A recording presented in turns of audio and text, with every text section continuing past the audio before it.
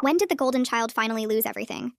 My brother Kyle could literally do nothing wrong in our parents' eyes, while everything I did was somehow a disappointment or not quite good enough. He'd skip family dinners to hang out with friends, and Mom would say, "Oh, Kyle needs his social time."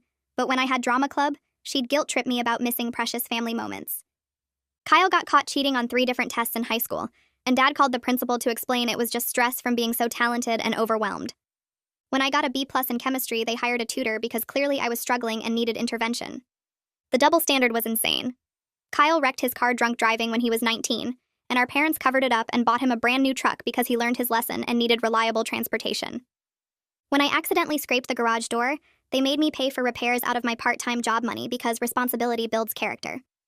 Kyle dropped out of college after 2 semesters, and they said he was finding himself and exploring his options.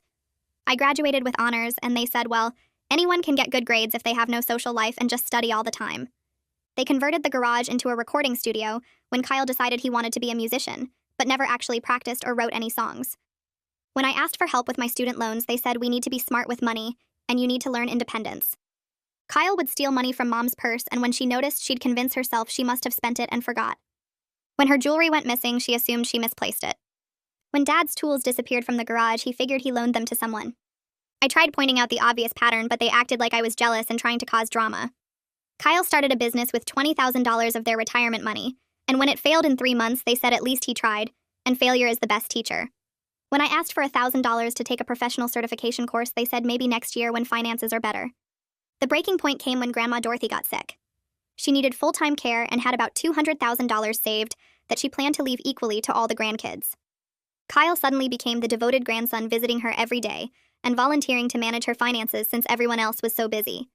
My parents praised him for stepping up and being so mature and caring. Within 3 months, Grandma's savings were mysteriously draining away. Kyle claimed it was all medical expenses and household needs, but never had receipts. He'd buy her generic groceries and pocket the rest, claiming he'd bought organic everything. He convinced her to sign a power of attorney because it was too stressful for her to deal with bills. My parents refused to question anything because Kyle was being such a wonderful grandson, and how dare anyone suggest otherwise. Grandma passed away 6 months later, and when the will was read, there was almost nothing left. Kyle had drained everything except about $10,000. The lawyer mentioned some suspicious transfers, but Kyle had power of attorney, so technically it was legal. My parents still defended him, saying he must have used it for Grandma's care, and we should be grateful he was there for her. That's when my cousin Ella, who worked at the bank, pulled me aside. She wasn't supposed to say anything, but she'd seen where the money actually went. Kyle had been transferring it to his own accounts, then to a casino app. $200,000 gambled away in 6 months while Grandma ate generic bread and watched her stories in a freezing house because Kyle said the heating bill was too expensive. Ella had screenshots of everything: the transfers to Kyle's account, the immediate transfers to the gambling site. The times and dates match exactly. She'd been documenting it for months but didn't know what to do because technically Kyle had legal authority. I called a family meeting and said I had something important to share about Grandma's estate. Kyle immediately got defensive, saying if this was about money, then I was being disgusting and disrespecting Grandma's memory. My parents started scolding me before I even spoke, but I pulled out the printed screenshots and started passing them around. Here's $50,000 transferred to Kyle's personal account on January 10th. Here's the same $50,000 transferred to Bet King Casino 3 hours later. Here's another $30,000 on January 25th, another $40,000 on February 3rd. Every single transfer is documented. Kyle tried to grab the papers, saying those were private banking records, but everyone had already seen them. My uncle Robert, who was a cop, asked Kyle if he wanted to explain why Grandma's money was going to online gambling while she was dying. Kyle actually said Grandma wanted him to invest it for the family's future, and gambling was just his investment strategy.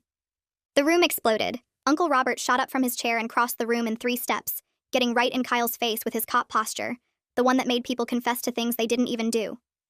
Kyle stumbled backward toward the hallway, hands up like Robert was going to hit him, and Mom started screaming at Robert to calm down and stop attacking her son. Dad joined in, yelling that this was completely inappropriate, and Robert needed to back off right now. Robert didn't move an inch, just kept staring at Kyle with this look that probably worked great in interrogation rooms, asking if Kyle seriously just called stealing $200,000 from his dying grandmother an investment strategy. Kyle's mouth opened and closed, but nothing came out, and I could see sweat forming on his forehead, even though the house was cold. Mom pushed between them, actually put her hands on Robert's chest and shoved, telling him he was being aggressive and threatening and she wouldn't allow this kind of behavior in her home. I stayed in my chair with the bank statement still in my hands, watching everything happen like I was watching a movie. Aunt Linda was crying into her hands over by the fireplace, and I could hear other relatives talking over each other, some asking Kyle questions, some defending him, some just making shocked noises. My parents literally positioned themselves on either side of Kyle like they were his bodyguards, Mom on his left and Dad on his right, creating a human wall between him and everyone else in the room. Uncle Robert took a step back but kept his eyes locked on Kyle, and you could see every muscle in his jaw working. Kyle looked around the room like he was searching for an escape route, his eyes jumping from person to person, and then he made his move. He bolted for the front door, shoving past Mom so hard she stumbled into the coffee table. Uncle Robert was faster, though. Must be all that police training, because he cut Kyle off before he even got halfway across the living room. Robert planted himself right in front of the door with his arms crossed, telling Kyle he wasn't leaving this house until he explained where Grandma's money actually went. Kyle tried to go around him, but Robert just sidestepped and blocked him again. That's when my dad did something I'd never seen before in 30 years. He actually pushed Uncle Robert, both hands on his chest, shoving him away from the door and yelling at him to get out of Kyle's way. Robert barely moved, just looked at my dad like he couldn't believe what just happened, and for a second I thought they were actually going to fight right there in the living room. The whole room went quiet except for Aunt Linda's crying. Then Ella spoke up in her quiet voice, the one she uses at the bank when she's explaining why someone's check bounced. She said she'd been watching these transfers for months, and she had documentation of every single transaction. Her voice was calm, but you could hear the steel underneath it. She explained that Kyle didn't just transfer money once or twice. He was moving funds almost every day toward the end, sometimes 3 or 4 times in a single day when he was losing. She had dates, times, amounts, everything. My mom spun around to face Ella, and I watched her expression change from protective mother to attack mode in about 2 seconds. She pointed her finger at Ella and accused her of violating banking privacy laws and betraying family trust, her voice getting higher and louder with each word. She said Ella had no right to spy on Kyle's transactions, and that she could lose her job for sharing confidential banking information. Ella didn't flinch, just stood there with her arms at her sides, and explained in that same calm voice that elder financial abuse is a mandatory reporting situation. She said when bank employees see suspicious patterns of an elderly person's money being drained by someone with power of attorney, they're actually required by law to document it and report suspected exploitation. She looked right at my mom and said she'd been following the legal requirements of her job. Nothing more. Uncle Robert pulled his phone out of his pocket and announced he was calling his detective friend who handles financial crimes against elderly victims. My dad lunged for the phone, actually tried to grab it right out of Robert's hand, yelling that this was a private family matter and we didn't need police involved. Robert held the phone up high over his head like they were kids fighting over a toy, and Dad grabbed his arm trying to pull it down. They were chest to chest, both red-faced and breathing hard, and I thought for sure punches were about to fly. Aunt Linda rushed over and wedged herself between them, pushing them apart with her hands on both their chests, begging them to stop. She was crying harder now, mascara running down her face, saying this wasn't helping anything. Kyle dropped to his knees right there in the middle of the living room, hands over his face, shoulders shaking. He started sobbing these big gulping sobs that sounded fake even though I think they were real, and between the sobs he admitted he had a gambling problem. He said he never meant for it to get this bad, that he thought he could control it, that he was going to pay Grandma back when he finally hit it big. He looked up at everyone with tears and snot running down his face and claimed he'd been so close to a major jackpot that would have fixed everything, that he just needed one more big win. My parents transformed instantly, like someone flipped a switch. Mom dropped to her knees next to Kyle and wrapped her arms around him, rocking him like he was 5 years old. She was saying, "It's okay, baby. You're sick. You need help, not judgment. We're going to get you through this." Dad crouched down too and put his hand on Kyle's back, and then he stood up and addressed the whole room like he was giving a speech. He announced that Kyle had admitted he has a disease, that gambling addiction is a recognized mental illness, and that we all needed to focus on getting him treatment rather than blame and punishment. He said anyone who really loved Kyle would support him through his recovery instead of attacking him when he was at his lowest point. I finally stood up from my chair, the bank statement still clutched in my hand. I looked around at all these relatives, some nodding along with my dad, some looking uncomfortable, some still crying. I asked if anyone remembered that Grandma lived in a cold house eating cheap food while Kyle gambled away her life savings. I said it really slow and clear so everyone could hear. Several relatives nodded, including Uncle Robert and Ella, and one of my cousins said something about how Grandma had complained about being cold last winter. But my parents acted like I'd just said the most cruel and heartless thing imaginable. Mom looked at me with this expression of pure disgust and said I was being unsympathetic to Kyle's mental health struggles. Dad said I was choosing to judge and punish instead of showing compassion for someone suffering from a disease. Uncle Robert made the call anyway, turning away from my dad and walking toward the kitchen with the phone to his ear. I could hear him talking to someone, explaining the situation in his cop voice, all business and facts. He mentioned power of attorney abuse, elder financial exploitation, documented transfers to gambling sites, $200,000 over 6 months. He said he had a family member who worked at the bank with complete documentation of every transaction. My dad followed him to the kitchen doorway, still protesting, saying Robert was making a terrible mistake, and this would destroy the family. Mom stayed on the floor with Kyle, holding him while he cried into her shoulder, and I just stood there with those bank statements in my hand, wondering how we'd gotten to this point where showing evidence of theft was somehow the cruel thing to do. The front door opened and Brittany walked in carrying 2 grocery bags and calling out that she brought the snacks Mom asked for. She stopped in the entryway and her mouth fell open as she took in the scene. Kyle was still on the floor with Mom wrapped around him while he sobbed into her shoulder. Dad stood next to them with his arms crossed, looking ready to fight anyone who came near. Uncle Robert was coming back from the kitchen with his phone still in his hand. Aunt Linda was crying quietly in the corner chair. Ella stood near me holding more bank statements. 3 other relatives were scattered around looking like they wanted to disappear into the furniture. Brittany set the grocery bags down slowly and asked what was going on and why was everyone crying. Kyle lifted his head and tried to say something but just made this choking sound and buried his face back in Mom's shoulder. Dad stepped forward and told Brittany this was a private family matter and maybe she should leave. Ella walked over to Brittany and said she needed to see something important. She held out the bank statements and started explaining in this calm, quiet voice that Kyle had power of attorney for his grandma, and he transferred $200,000 from her accounts to gambling sites over 6 months while Grandma was dying. Brittany took the papers and her hands started shaking as she looked through them. Her face went completely white and she asked if this was real. Ella nodded and showed her the transfer dates and amounts. $50,000 on January 10th to Kyle's account, then to BetKing Casino 3 hours later. $30,000 on January 25th. $40,000 on February 3rd. Every single transfer documented with dates and times. Brittany looked at Kyle and asked if this was true, if he really stole from his dying grandmother to gamble. Kyle finally managed to speak and said it wasn't like that. He has a gambling problem and it's a disease and he couldn't control it. Brittany cut him off and asked how long he'd been lying to her. Her voice got louder and she said she loaned him $5,000 last month that he claimed was for a business investment. Was that gambling money too?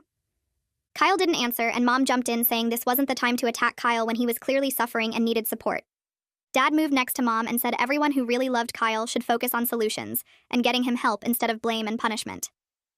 Mom looked at Brittany and said if she cared about Kyle at all, she would stand by him during his recovery from this terrible disease. Uncle Robert walked back into the living room and announced that Detective Sarah Moore was coming over to take statements and review all the evidence. He said that while the power of attorney made prosecution complicated, the documented pattern of transfers to gambling sites during Grandma's final illness created a strong case for elder financial exploitation. Dad's face turned red and he pointed at the door and told Robert to get out of his house right now. He said Robert had no right to bring police into a private family matter. Robert didn't move and said that Grandma was his sister and he wasn't going to let her death and the theft of her life savings get swept under the rug to protect Kyle. Dad took a step toward Robert with his fists clenched. Aunt Linda stood up and positioned herself between them. The living room split right down the middle like someone drew a line on the floor. Uncle Robert stayed near the kitchen doorway. Aunt Linda moved to stand next to him. Ella walked over to their side, still holding the bank statements. Brittany looked at Kyle one more time, then crossed the room to stand with Ella. I was already on that side of the room. We all stood there facing my parents, who had literally positioned themselves in front of Kyle like bodyguards. A few other relatives looked at each other nervously and stayed in their seats, not sure where to stand or what to do. My cousin from Ohio moved closer to the door like she was planning an escape route. Mom kept her arms around Kyle and glared at all of us like we were attacking her child. Dad stood with his shoulders back and his jaw set in that way that meant he was done listening to anyone.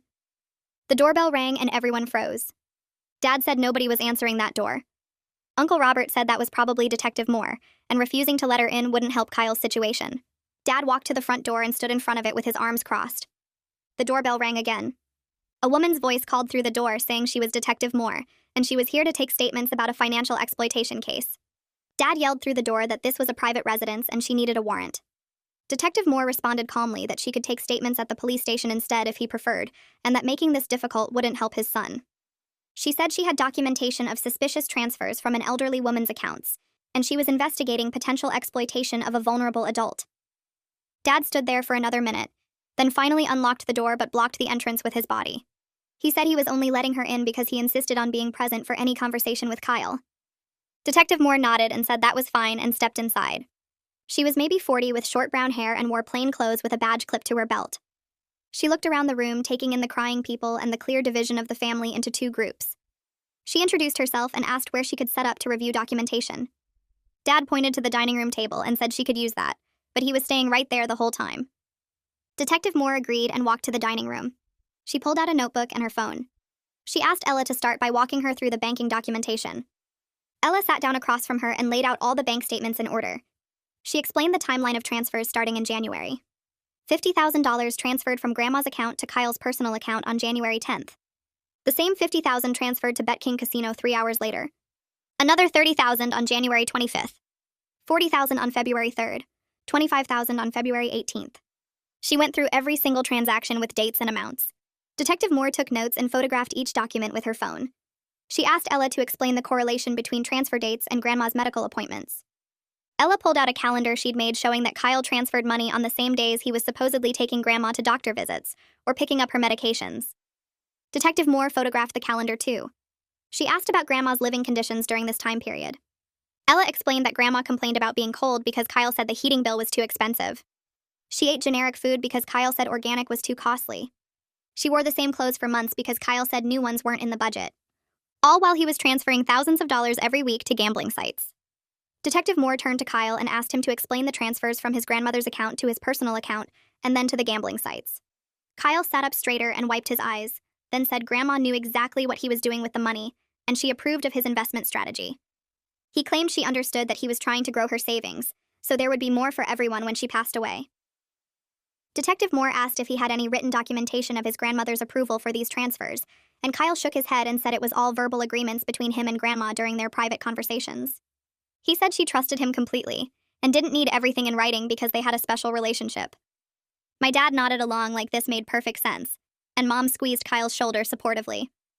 I couldn't stay quiet anymore, and interrupted to point out that Grandma had early dementia during the final 6 months, which was documented in all her medical records from the neurologist. Detective Moore looked at me and asked if I had copies of those medical records, and I said I could get them from the doctor's office. Uncle Robert jumped in and added that this was exactly why Kyle pushed so hard for power of attorney, claiming he wanted to protect Grandma from confusion and mistakes with her finances. He said Kyle told the whole family that Grandma was getting forgetful and needed someone responsible to handle her bills and banking. Kyle's face went red and he said that wasn't fair, that he got power of attorney because Grandma asked him to help her because she was stressed about managing everything. Detective Moore made notes and asked Kyle directly if he transferred approximately $200,000 from his grandmother's accounts to online gambling sites between January and June. Kyle looked at my dad, who was already pulling out his phone. Kyle said he wanted to consult an attorney before answering any more questions, and that he didn't feel comfortable continuing this conversation without legal representation. My parents immediately started calling their lawyer friend who handles real estate closings, and Mom was saying they needed him to come over right away because Kyle was interrogated without proper legal counsel. Detective Moore said calmly that Kyle had every right to speak with an attorney, and she respected that decision. She explained that the documented evidence speaks for itself, regardless of whether Kyle provides additional statements, and that the banking records and transaction history create a clear timeline of the financial exploitation. Dad kept trying to reach the lawyer while Mom hovered over Kyle, telling him not to say another word until they had proper representation there. Detective Moore gathered her notes and photographs and said she had enough documentation to move forward with her investigation. She handed me her card and said to contact her if I obtained Grandma's medical records or any other relevant documentation. Uncle Robert walked her to the door and thanked her for coming so quickly. After she left, my parents started yelling at me and Uncle Robert for bringing police into a private family matter and making Kyle look like a criminal. The next week was a mess of phone calls and secret meetings as Uncle Robert coordinated with other relatives who wanted answers about what happened to Grandma's money. He called everyone in the family individually and asked what Kyle had told them about Grandma's expenses and medical care. We discovered that Kyle told different family members completely different stories about where the money was going, and none of the numbers added up at all. He told one aunt that Grandma needed a special medication that cost $3,000 per month. He told another uncle that Grandma's house needed major repairs, including a new roof and foundation work. He told a cousin that Grandma wanted to prepay her funeral expenses and buy a premium burial plot. Every story was different, and when we added up all the amounts Kyle claimed to have spent, it came to way more than the $200,000 that actually disappeared. Aunt Linda took charge of tracking down Grandma's actual medical bills and household expenses from the final 6 months. She called every doctor's office, pharmacy, and service provider that Grandma used. She got copies of bills for medical appointments, prescriptions, home health aides, utilities, and groceries. She made a spreadsheet with every single expense documented and verified. The total came to maybe $30,000 for everything, which meant Kyle gambled away at least $170,000 that had absolutely nothing to do with Grandma's care. When Aunt Linda showed me the spreadsheet, I felt sick looking at how little Kyle actually spent on Grandma compared to what he stole. Ella went to her bank manager and explained the whole situation, asking for permission to provide official statements about the suspicious transaction patterns she'd observed. The bank manager reviewed Ella's documentation and admitted they should have flagged the activity sooner, but the power of attorney documentation appeared legitimate, so the system didn't catch it as potential exploitation. He agreed to let Ella provide official statements and said the bank would cooperate with any investigation. Ella felt relieved that she could speak openly now without worrying about violating privacy rules. I scheduled a meeting with a civil attorney named Mr. Harrison, who specialized in estate litigation and elder abuse cases. His office was in a building downtown and smelled like old books and coffee. Mr. Harrison was maybe 60 with gray hair and reading glasses that he kept pushing up his nose. I brought all the documentation, including bank statements, Ella's timeline, Aunt Linda's expense spreadsheet, and copies of the power of attorney papers. Mr. Harrison spent almost an hour reviewing everything and asking detailed questions about Kyle's relationship with Grandma and the timeline of events. He explained that criminal prosecution was complicated by the power of attorney, because technically Kyle had legal authority to access Grandma's accounts, but civil action for breach of fiduciary duty had much better chances of success. He said that having power of attorney creates a legal responsibility to act in the person's best interest, and using their money for personal benefit like gambling clearly violates that responsibility. Mr. Harrison reviewed all the documentation again and said we had a strong case that Kyle violated his fiduciary responsibility by using Grandma's money for personal benefit instead of her care. He explained the process for filing a civil lawsuit and what we could potentially recover. Then he gave me the hard news about costs, estimating legal fees around $15,000 with no guarantee of recovering anything if Kyle has no assets. He said even if we won the case and got a judgment, collecting money from someone who's broke and has gambling debts is extremely difficult. I asked if it was worth pursuing, and Mr. Harrison said that depended on whether we wanted justice and accountability or just money back. He said sometimes getting a legal judgment on record matters, even if you never collect a dollar. I told him I needed to talk to Uncle Robert about splitting the costs. When I explained the situation to Uncle Robert, he said he was in for half the attorney fees because this wasn't about the money anymore. It was about making sure Kyle faced real consequences for once in his life. We both knew my parents wouldn't contribute anything toward a lawsuit against their golden child. I called Mr. Harrison back and said we wanted to move forward with the civil case. He said he'd start preparing the paperwork, and we'd need to pay a retainer of $7,500 each to get started. That same afternoon, my mom called crying and begging me not to pursue legal action against Kyle. She said the family was already torn apart, and a lawsuit would destroy any chance of healing and moving forward together. I told her that Kyle destroyed the family when he stole from Grandma and let her live in terrible conditions while he gambled away her life savings. Mom said I was being cruel and vindictive and that I'd regret this decision when it was too late to fix our relationship. Dad sent an email to me and Uncle Robert saying that if we pursued legal action against Kyle, they would consider it harassment and would consult their own attorney about filing a countersuit. He said they had documentation of all the ways they'd supported us over the years, and we were showing incredible ingratitude by attacking their son during his time of need. The email made me realize that the family division wasn't temporary or fixable. It was permanent and getting worse. Uncle Robert forwarded Dad's email to Mr. Harrison and asked if the threat of a countersuit was something to worry about. Mr. Harrison said it was an empty threat meant to intimidate us, and that we had every legal right to pursue civil action for breach of fiduciary duty. He said to document all communication from my parents in case their harassment escalated. I sent Mr. Harrison my half of the retainer fee, and Uncle Robert sent his portion the same day. Within 3 days of us filing the retainer, Kyle hired his own attorney named Richard Crane, who specialized in criminal defense. Uncle Robert heard about it through his police contacts before my parents even told anyone. Mr. Crane immediately started making statements to Detective Moore about how Kyle's gambling addiction was a recognized mental illness that impaired his judgment and decision-making abilities. He was building a defense around diminished capacity, claiming Kyle couldn't form criminal intent because his addiction was controlling his actions. Detective Moore called to warn me that this was a common strategy in financial exploitation cases, and that it sometimes worked to reduce charges or avoid prosecution entirely. She said the key would be proving that Kyle knew what he was doing was wrong and did it anyway, which the pattern of lies and cover-ups would help establish. My parents jumped on this narrative like it was a life raft. Within a week, they were telling everyone who would listen that Kyle was a victim of disease who needed treatment and compassion, not punishment. Mom actually posted on Facebook about the importance of supporting family members struggling with addiction and how society needs to view addiction as a medical condition rather than a moral failing. She didn't mention Kyle by name, but everyone knew what she was talking about. Several relatives who didn't know the full story about Grandma's money commented with supportive messages about how brave she was to speak out and how proud they were of her for standing by her son. I wanted to scream every time I saw another comment praising my parents for their compassion and understanding. Meanwhile, I spent an entire weekend creating a detailed timeline document that showed Kyle's pattern of manipulation, and lies going back years. I started with the cheating incidents in high school where Dad called the principal to make excuses. Then the drunk driving accident they covered up and bought him a new truck afterward. The failed business that lost $20,000 of their retirement money. Every time he stole from Mom's purse or when Dad's tools went missing. The recording studio they built that he never used. I documented every double standard, every excuse they made, every consequence I faced for minor mistakes while Kyle got away with major ones. The document ended up being 12 pages long with dates and specific incidents. I sent copies to Uncle Robert, Ella, and Mr. Harrison. Ella added her own observations about Kyle's behavior at family gatherings over the past 5 years. She remembered him borrowing $200 from Aunt Linda for car repairs that never happened. She'd seen him ask Uncle Robert's son for $500 for a business opportunity that never materialized. She recalled a Christmas 3 years ago when Kyle borrowed $300 from our cousin Michelle to help with rent and never paid it back. We started comparing notes and realized Kyle had been running small-scale scams on the family for years, always with different stories, always promising to pay people back, never following through. Uncle Robert took it upon himself to interview other relatives privately about their interactions with Kyle.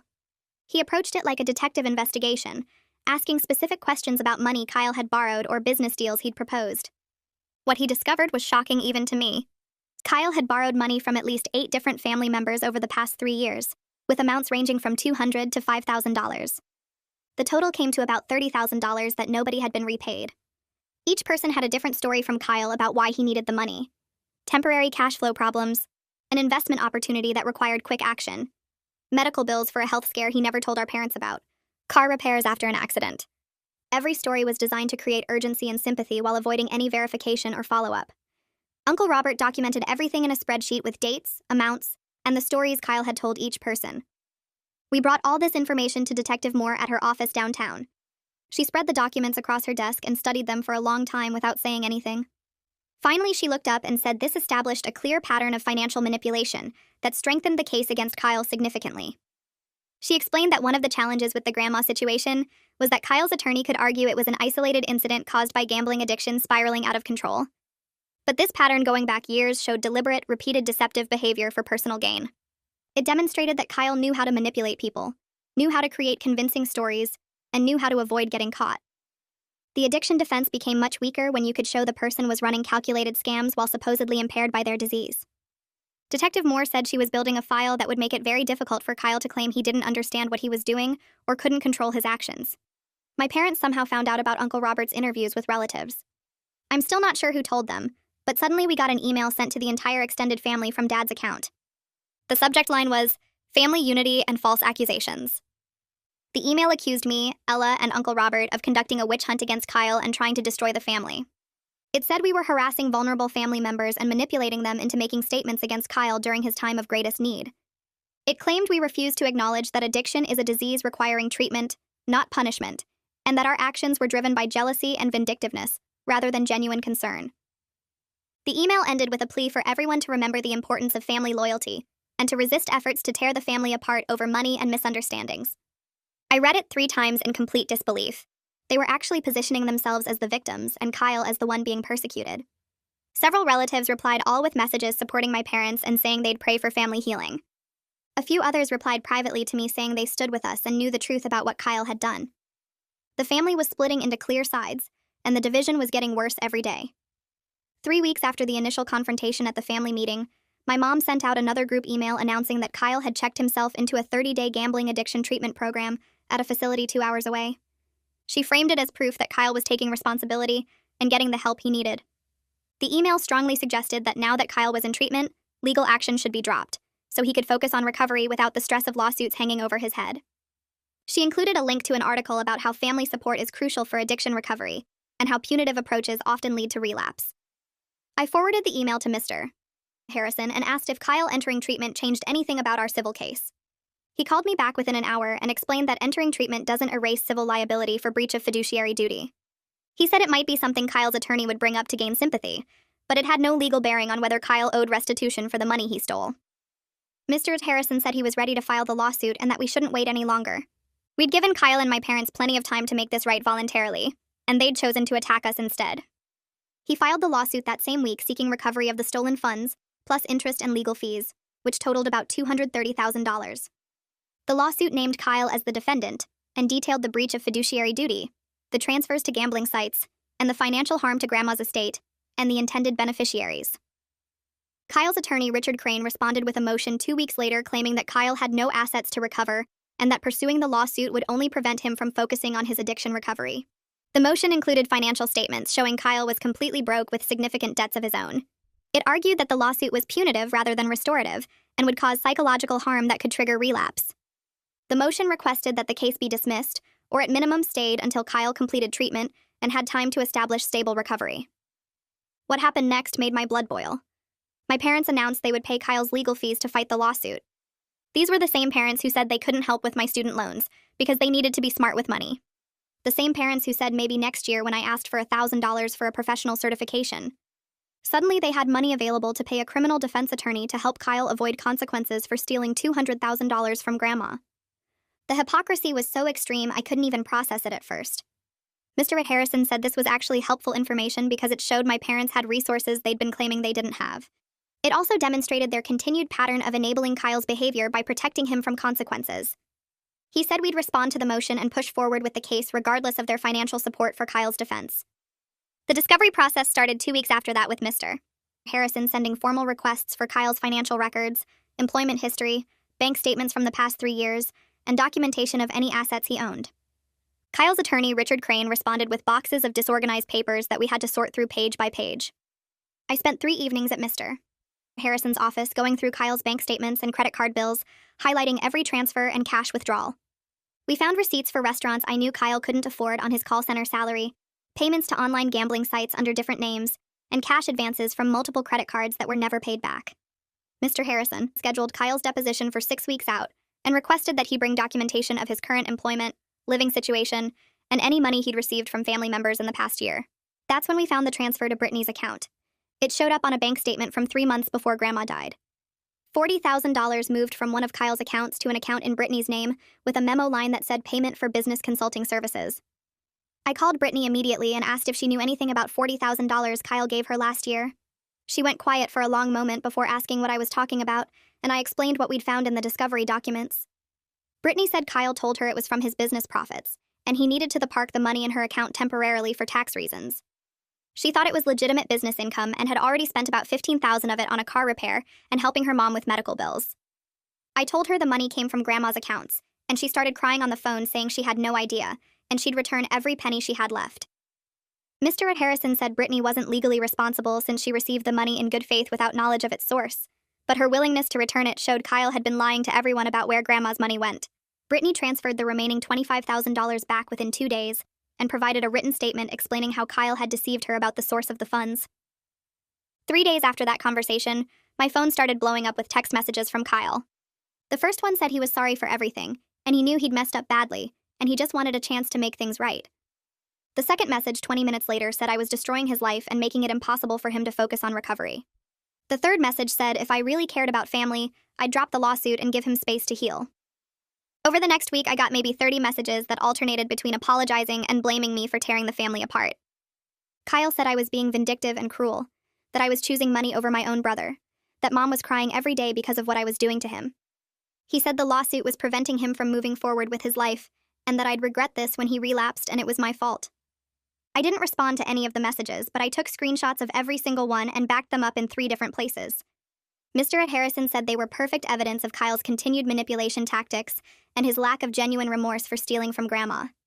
He said the pattern of alternating between apology and blame was textbook manipulator behavior and would be useful if we ended up in front of a judge. The messages kept coming for another week before finally stopping. Then Mom called me on a Tuesday night and I could hear her crying before she even said hello. She begged me to drop the lawsuit because it was killing her to watch the family fall apart like this. She said Kyle had learned his lesson and was getting help, and that continuing with legal action was just about revenge, not justice. I let her talk for maybe 5 minutes before I interrupted and asked her a direct question. I said Kyle stole $200,000 from her dying mother-in-law and let Grandma live in terrible conditions while he gambled the money away. So did she think that deserved consequences, or should Kyle just get therapy and move on with his life? Mom got quiet for a moment before admitting that what Kyle did was wrong, but then she said he was sick, and punishing him wouldn't bring Grandma back or recover the money. She said I was choosing money over family, and that I'd regret destroying these relationships when it was too late to fix them. I realized right then during that conversation that my mom was never going to hold Kyle truly accountable for what he did. Maintaining a relationship with my parents meant accepting their version of reality where Kyle was a victim of disease, rather than someone who made deliberate choices to steal from a dying woman. I told Mom I needed space to think about what kind of relationship we could have going forward, and she started crying harder, saying I was abandoning the family just like I'd abandoned Kyle.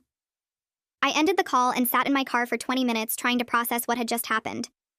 2 days later, I got a formal email from Dad with the subject line Family Decisions and Consequences. He wrote that if I continued with the lawsuit against Kyle, they would consider me to have chosen to remove myself from the family.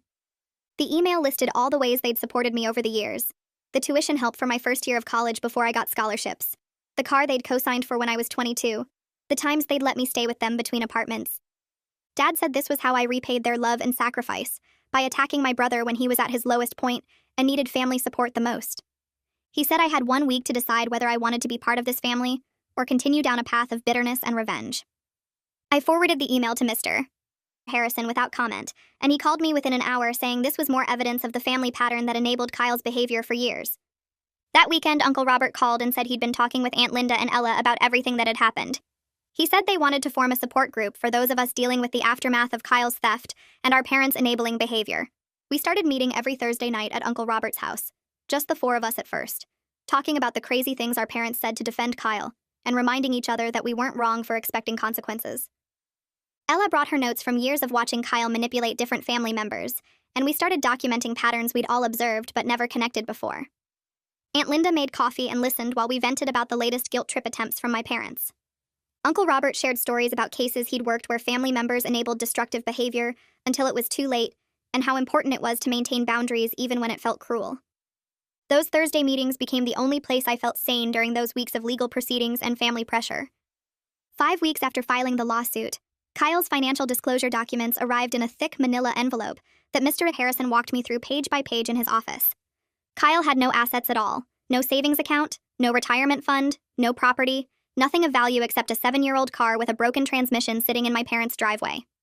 He owed about $70,000 to various online gambling sites and personal loan companies, plus another $8,000 on credit cards he'd maxed out. His employment history showed he'd been working part-time at a call center for the past 4 months making minimum wage, averaging maybe 20 hours a week. Before that, he'd been unemployed for 6 months, living with our parents and supposedly looking for work. The disclosure listed every debt, every failed payment plan, every account sent to collections. Mr. Harrison spread the papers across his desk and explained that even winning the lawsuit wouldn't mean we'd actually recover any money. We could get a judgment against Kyle that would follow him for years, maybe decades depending on the state laws.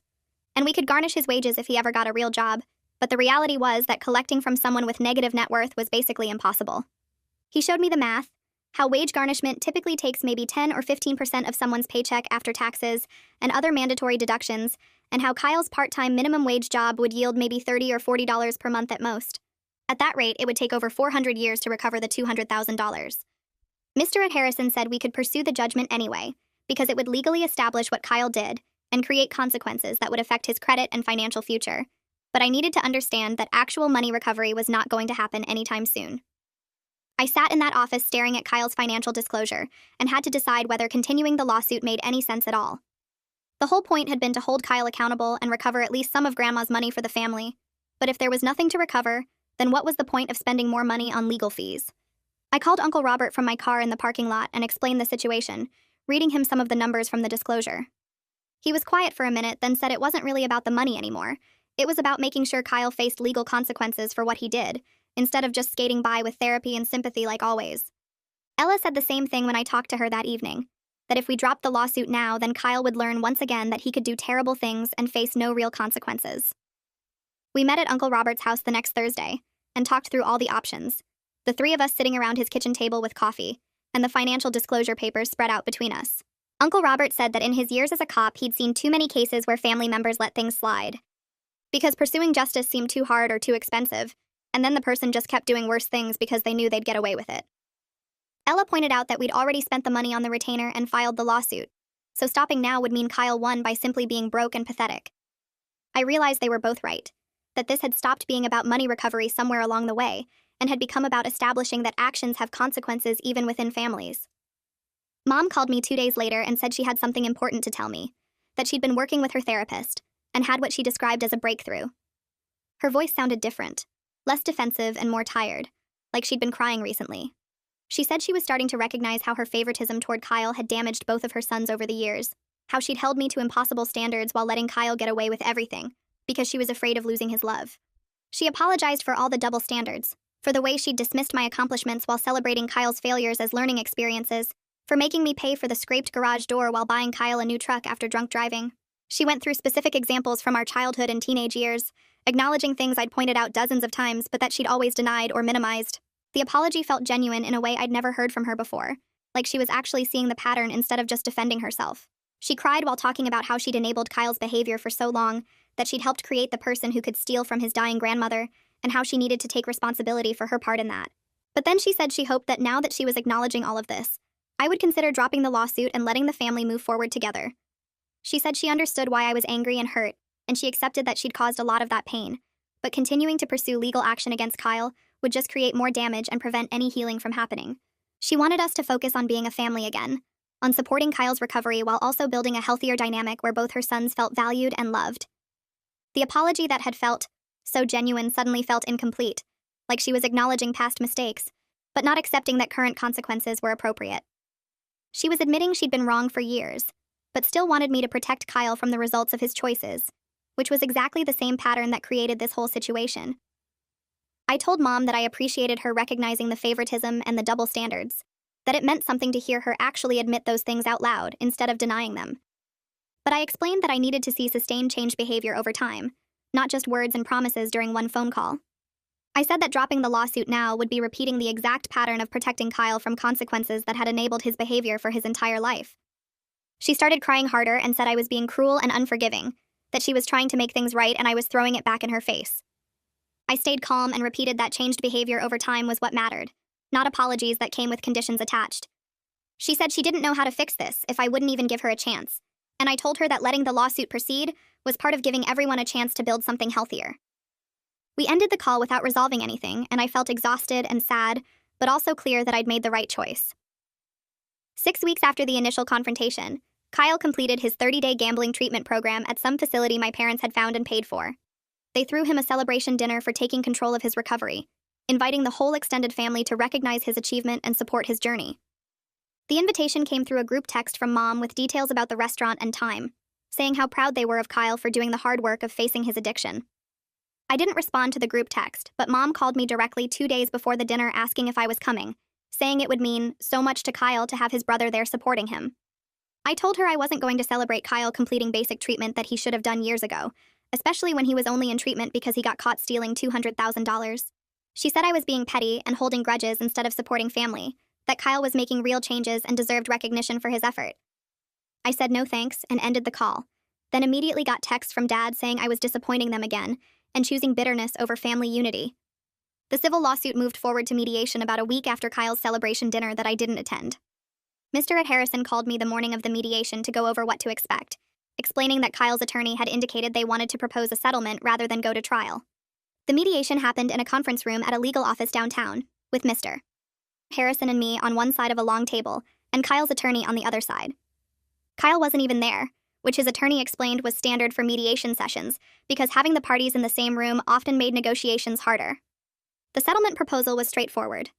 Kyle would sign documents admitting that he breached his fiduciary duty to Grandma and misappropriated her funds for personal use. He would agree to a payment plan of $200 per month for 10 years, with the payments going into an account that would be distributed to Grandma's intended heirs. He would also commit to continued gambling addiction treatment with proof provided every 3 months, and if he missed payments or stopped treatment, the entire remaining balance would become immediately due. Kyle's attorney presented this as a reasonable resolution that acknowledged wrongdoing while being realistic about Kyle's ability to pay, and he emphasized that going to trial would cost everyone more money with probably worse outcomes. Mr. Harrison asked for a break to discuss the offer privately, and we moved to a smaller conference room down the hall. He pulled out his calculator and showed me the math. $200 per month for 10 years equals $24,000 total, which is roughly 12% of what Kyle actually stole from Grandma. He said that from a pure financial recovery standpoint, this was probably more than we'd get through wage garnishment over the same time period given Kyle's employment situation. The real value of the settlement was getting Kyle's admission of wrongdoing on legal record, which could never be erased and would follow him permanently. Mr. Harrison recommended accepting the settlement because it achieved the main goal of establishing consequences and legal accountability, even though the financial recovery was minimal.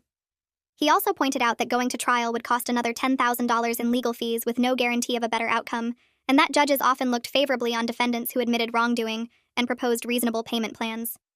I called Uncle Robert from the conference room and explained the settlement terms, reading him the exact language about admitting wrongdoing and the payment structure. He put me on speaker so Ella could hear too, and we talked through whether accepting such a small amount was basically letting Kyle off easy. Ella said $24,000 was insulting compared to $200,000, but Uncle Robert pointed out that we'd already established that Kyle had nothing to take, so this was about getting the admission on record more than the money. I asked what they honestly thought we should do, and after a long pause, Uncle Robert said we should accept it. He explained that the legal admission of breaching fiduciary duty would be part of Kyle's permanent record, that it would affect his ability to ever have power of attorney or manage anyone else's finances, and that it established in official legal documents that he stole from his dying grandmother. Ella agreed that having that on record was worth more than fighting for years over money we'd probably never collect anyway. We recognized together that this was about establishing consequences and getting Kyle's admission documented in a way that couldn't be denied or minimized, rather than full financial recovery that was never realistic given his situation. We went back to Mr. Harrison's office the next week for the actual signing. Kyle showed up with his attorney and my parents, who looked like they were attending a funeral, instead of their son admitting to stealing from his dying grandmother. The conference room felt smaller this time with just the 6 of us around the table. Mr. Harrison laid out the settlement documents in front of Kyle and walked through each section out loud. This paragraph states that you, Kyle Young, acknowledge and admit that you breached your fiduciary duty as power of attorney to Dorothy Young. This section states that you misappropriated approximately $200,000 from her accounts for personal use, specifically online gambling, between January and June of this year. Kyle's hand shook when he picked up the pen. My mom reached over and squeezed his shoulder, but he pulled away and signed each page where his attorney pointed. The admission was now part of his permanent legal record and could never be erased or explained away. Mr. Harrison collected the signed documents and made copies for everyone, while Kyle stared at the table and my parents glared at me like I'd personally destroyed their son's life, instead of just holding him accountable for destroying Grandma's. My parents called me 3 days after the signing. Dad did most of the talking while Mom cried in the background. They wanted to discuss the payment terms because $200 per month was going to prevent Kyle from getting back on his feet financially, and maybe we could reduce it to $100, or let them make the payments for him. I reminded Dad that the settlement specifically stated Kyle had to make the payments himself, and that any third-party payments would void the agreement. He got quiet for a minute and then said I was being unnecessarily rigid and punitive when Kyle was already struggling with his gambling addiction and trying to rebuild his life. I told him that Kyle gambled away $200,000 while Grandma froze in her house and ate generic bread, and that $24,000 over 10 years was getting off incredibly easy. Mom grabbed the phone and said through tears that I was choosing money over family and that she didn't raise me to be so cold and unforgiving. I hung up when she started asking why I couldn't just let it go and move forward. 2 months after everything exploded, I sat down and wrote out clear boundaries for my relationship with my parents. I'd attend Thanksgiving and Christmas because those were major holidays that involved the whole extended family. I wouldn't come to smaller gatherings where Kyle was the center of attention or being celebrated for basic adult responsibilities like keeping a job or staying away from gambling. I wouldn't discuss Kyle or the lawsuit or the settlement with them at all because every conversation turned into them defending him and attacking me. I sent the boundaries in an email so there was written documentation, and so they couldn't interrupt or argue while I was explaining. Mom called within an hour and spent 20 minutes trying to convince me to be more flexible. She said families are supposed to forgive and move past difficulties together, and that my rigid boundaries were just another way of punishing Kyle and them. I repeated that these were my terms for maintaining any relationship at all, and that I wasn't negotiating. She said I'd regret this someday when it was too late to fix things and hung up crying. The boundaries held, but Mom tested them constantly. She'd call every few days with some new angle about why I should be more forgiving or flexible. Kyle was doing so well in his recovery, and it would mean so much to him if I came to his birthday dinner. Kyle got a promotion at work, and they were having a small celebration, and couldn't I just stop by for an hour? She'd send text messages with photos of family gatherings I'd declined to attend with captions about how sad it was that I was missing these precious moments. Dad mostly respected the boundaries in practice, but made passive-aggressive comments whenever we did see each other. At Thanksgiving, he mentioned 3 times how nice it was when the whole family could be together without drama and division. When I helped clear dishes after Christmas dinner, he said something about how family loyalty and forgiveness used to mean something in this family. I didn't take the bait either time and just changed the subject or walked away. Uncle Robert and Aunt Linda became my primary family connection almost immediately. We started having dinner together every Tuesday night at their house, and they'd call to check in on weekends. Linda would text me funny memes or articles she thought I'd like during the week. Robert made a point of inviting me to things he knew my parents wouldn't attend, like baseball games or hiking trips. They'd also set boundaries with my parents around Kyle topics, and refused to engage when Mom or Dad tried to complain about my rigidity, or convince them to talk sense into me. Linda told me that Mom called her crying one night and asked her to explain that families are supposed to stick together no matter what. Linda said she told Mom that sticking together doesn't mean protecting people from consequences, and that maybe if they'd held Kyle accountable years ago, Grandma would still have her savings. Mom apparently hung up on her too. The other relatives who'd supported accountability at the family meeting also stayed in closer contact with me, and we formed this unofficial coalition of people who refused to pretend everything was fine. Ella and I got much closer through everything that happened. We started meeting for dinner once a month at this Thai place halfway between our apartments, and we'd spend hours talking about family patterns and supporting each other in maintaining boundaries. She told me about growing up watching Kyle get away with everything and feeling crazy, because nobody else seemed to notice or care. I told her about the years of double standards and feeling like nothing I did was ever good enough. We realized we'd both been gaslit by my parents for decades into thinking we were the problems. Ella started dating this guy named Daniel who worked in her building, and she actually introduced him to me before telling my parents, which felt really significant. She said she wanted people she trusted to meet him first, instead of letting my parents form opinions and create drama. We took Daniel to the Thai place, and he was genuinely nice and seemed good for her. When Ella finally told my parents about Daniel a month later, Mom immediately asked when they were getting engaged, and whether Ella had thought about what kind of wedding she wanted. Ella shut it down fast and said they'd been dating 8 weeks, and Mom needed to calm down. 3 months after the initial confrontation, I started seeing a therapist to work through the complicated feelings about my family. I'd been carrying around so much anger and hurt and confusion about why my parents chose Kyle over truth and accountability. My therapist helped me understand that I'd been grieving not just the grandma situation, but the fantasy of having parents who would choose what's right over what's comfortable. She pointed out that I kept hoping they'd suddenly wake up and recognize how badly they'd failed both their sons by enabling Kyle and holding me to impossible standards. We worked on accepting my parents as they actually are instead of who I wished they'd be. She said I could love them while also accepting that our relationship would never be what I'd hoped for, and that both things could be true at the same time. It helped to have someone validate that my feelings were reasonable, and that setting boundaries wasn't cruel or punitive, but actually healthy and necessary. Mr. Harrison sent me confirmation that Kyle made his first payment on time. $200 deposited to the account we'd set up for tracking the settlement. The second payment came through on time exactly 30 days later. I had no idea if Kyle was actually working on his gambling addiction or just going through the motions to satisfy the settlement terms. Mr. Harrison said the treatment program verification forms came through quarterly, and the first one showed Kyle attending group meetings twice a week. But I'd accepted that it wasn't my responsibility to monitor his recovery or care whether he was genuinely changing.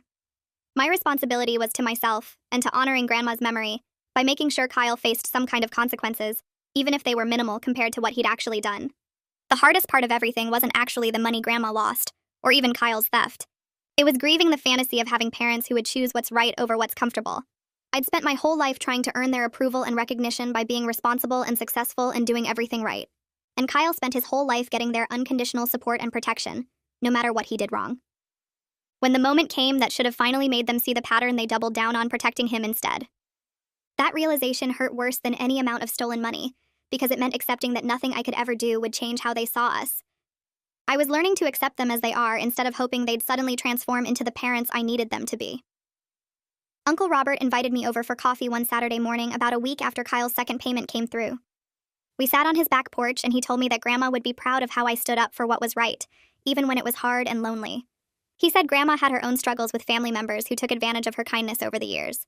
Her sister borrowed money constantly and never paid it back. Her brother got her to co-sign a loan he defaulted on. She spent decades being the family doormat because she thought being nice and forgiving was the same as being good. Robert said that toward the end of her life, Grandma told him she wished she'd had more backbone earlier and stood up to people who used her. She said the people she respected most were the ones who did the right thing even when it cost them something. Robert squeezed my shoulder and said, I had the backbone Grandma wished she'd developed sooner, and that she'd be grateful someone finally held Kyle accountable, even though it fractured the family. 4 months after the confrontation, I started hosting Thanksgiving at my apartment with Uncle Robert, Aunt Linda, Ella, and a few other relatives who stood up for what was right. We ordered pizza instead of cooking turkey because nobody wanted to spend hours in the kitchen pretending everything was normal. Ella brought her new boyfriend and actually seemed relaxed for the first time in months. Uncle Robert told stories about Grandma that made us laugh instead of cry. We played board games and nobody mentioned Kyle or my parents or the settlement. It felt weird at first to celebrate a holiday without the whole family, but also kind of freeing because we didn't have to walk on eggshells or ignore obvious problems. We decided to make it a regular thing, getting together once a month for dinner or coffee, building something new instead of trying to fix something broken. My parents sent a group text on Christmas asking if I'd reconsider spending the holidays with them, and I replied that I'd stop by for an hour on Christmas afternoon but wouldn't stay for dinner. They actually respected that boundary, which surprised me. Mom texted separately saying she understood I needed space and that she was working on herself in therapy. Dad didn't say much, but he stopped sending passive-aggressive messages about family loyalty. Kyle made his 4th payment on time according to the notifications from the settlement account. I had no idea if he was actually staying away from gambling or just learned to hide it better. Mr. Harrison sent confirmation emails each month showing the deposits, and I filed them away without much emotion. The whole situation taught me that justice in families doesn't look like justice in movies. Nobody went to jail. Kyle didn't have some big moment of genuine remorse. My parents didn't suddenly realize they'd been wrong for decades. What I got instead was $200 a month, some relatives who actually cared about doing the right thing, and the knowledge that I stood up for Grandma even when it cost me the fantasy of having normal parents. That had to be enough because it was all I was going to get.